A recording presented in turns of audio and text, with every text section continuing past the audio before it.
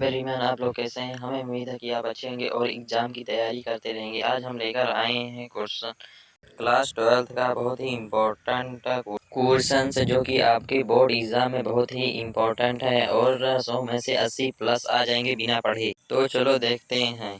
पहला क्वेश्चन है, आपको ऐसे दिए रहेंगे प्रारंभ के 15 मिनट परीक्षार्थियों के लिए प्रश्न पढ़ने के लिए आधारित हैं। पहला क्वेश्चन है, उक्ति व्यक्ति प्रकरण के रचनाकार कौन है? दामोदर शर्मा। Answer number 2 Damodar Sharma. खा नंबर है, भारतेंदु युग की पत्रिका कौन है? आंसर नंबर 1 कवि वचन सुधा। गा नंबर है, हिंदी गद्य साहित्य के द्वितीय उत्थान का प्रारंभ कब हुआ? आंसर नंबर 2 सन 1900 में। घा नंबर है, सेवा सदन के रचनाकार कौन है? Answer number 3 Premchand. अंगा नंबर है, हिंदी की प्रथम आधुनिक कहानी होने का श्रेय दिया जाता है? आंसर नंबर 1 इंसा अल्लाह खां को। प्रश्नोत्तर नंबर 2 का पहला का नंबर आदिकाल का ग्रंथ नहीं है, इसका आंसर है आंसर नंबर 4 पद्मावत। खा नंबर है, अष्टछाप के कवियों का संबंध है भक्तिकाल की? आंसर नंबर 2 ज्ञानासरी शाखा से, ज्ञानाश्रयी शाखा से। गा नंबर है, सिंगार और वात्सल रस के अमर कवि है? Answer number 3 Surdas. घा नंबर है, चांद का मुख टेढ़ा है, रचना की विधा है? आंसर नंबर 4 कहानी। अंगा नंबर है, कबीर वाणी के डिक्टेटर हैं, यह कथन किसका है? आंसर नंबर 1 आचार्य हजारी प्रसाद द्विवेदी। प्रश्नोत्तर नंबर 3 निम्नलिखित गद्यांश का संदर्भ देते हुए किसी एक के नीचे दिए गए प्रश्नों का उत्तर दीजिए। ये आपके किताब में से ही आएगा, इसको आप अपने किताब में ढूंढ लेना, वहीं से आपका आंसर मिल जाएगा। और संदर्भ पाठ का नाम और लेखक का नाम आपको जरूर याद होना चाहिए, जिससे लिखने में आपको आसानी हो। अथवा वाला भी आपकी किताब में से ही दिया रहेगा, उससे ही आपको आंसर लिखना है और इसका भी लेखक का नाम पाठ का नाम याद कर ही रखना। प्रश्नोत्तर नंबर 4 आपको ये काव्य से दिया रहेगा, आपको ये भी अपने किताब में से ही याद कर रखना है और उसी से आपको आंसर मिल जाएगा। अगर आपको हिंदी आती होगी तो व्याख्या की हिंदी आती होगी तो आपको इससे आंसर मिल जाएगा। ये अथवा वाला भी आपके काव्य खंड में मिल जाएगा।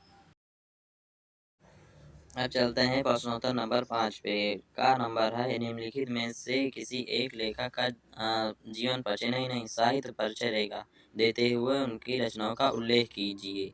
आपको इसमें से सिर्फ 2 याद करना है, आपको इनमें से केवल 2 याद कर जाना है, आप उसी में से फंस जाएगा। पहला है वासुदेव शरण अग्रवाल का और दूसरा है प्रोफेसर जी सौंदर रेड्डी का।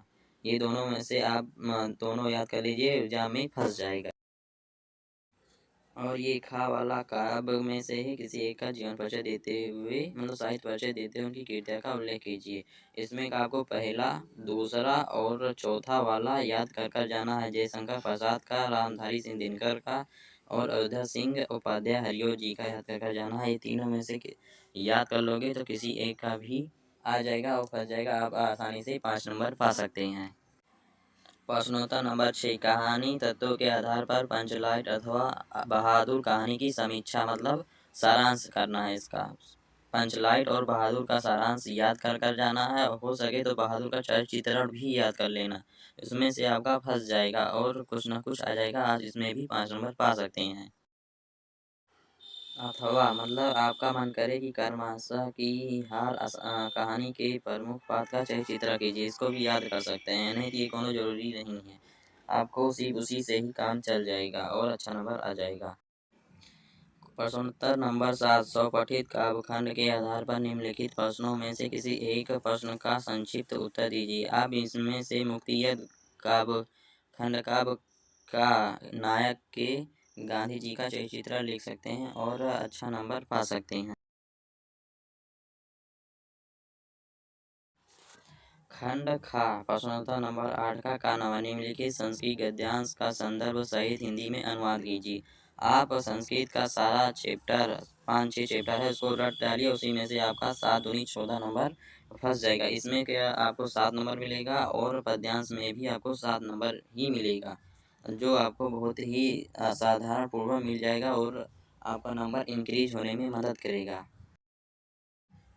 खा नंबर ही वही है श्लोक का, मतलब संस्कृत में से आप याद कर लीजिए, आपको इसमें से भी 7 नंबर मिलेगा। 7-7 14 नंबर आपको संस्कृत में से मिल जाएगा बहुत ही आसानी से।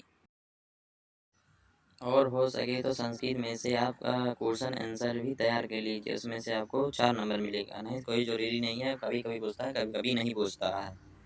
प्रश्नोत्तर नंबर 10 श्रृंगार रस अथवा करुण रस की परिभाषा लिखकर उसका उदाहरण लिखिए। श्रृंगार रस और करुण रस और वीर रस ये तीनों बहुत ही इंपॉर्टेंट रस है, आप इसे जरूर याद कर लीजिए।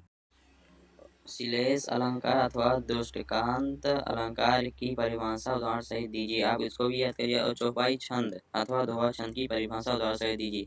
छंद आपको सारा याद करना है, आप उसमें से ये नहीं छोड़ सकते क्योंकि आप ज़्यादा नहीं है वो, आप याद कर सकते हैं उसको। प्रश्नोत्तर नंबर 11 निम्नलिखित में से किसी एक विषय पर निबंध लिखिए। बेरोजगारी समस्या और समाधान, आप इसमें भी लिख सकते हैं, ये बहुत ही इम्पोर्टेंट है। या मोबाइल पर लिख सकते हैं, आप कोई से भी अपना बना सकते हैं, इसमें कोई ज़्यादा वो कुछ नहीं।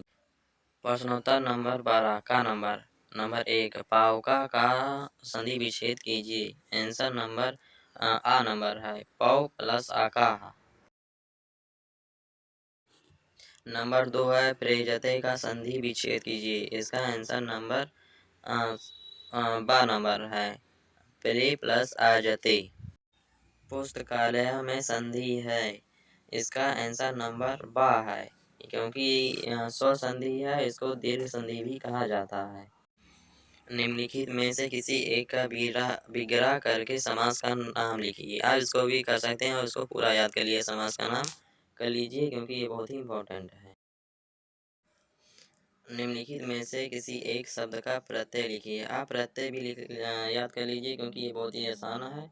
नंबर खा है रेखांकित पदों में से किसी एक पद पर प्रयुक्त विभक्ति तथा संबंधित नियमों का उल्लेख कीजिए।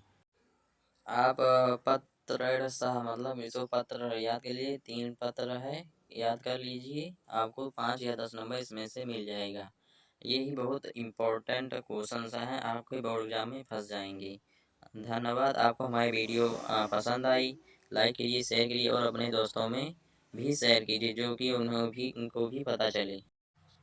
और हाँ, आपको वीडियो को कैसी लगी कमेंट में भी बताना है और सब्सक्राइब भी करना है। सब्सक्राइब तो आपको करना ही करना है। धन्यवाद।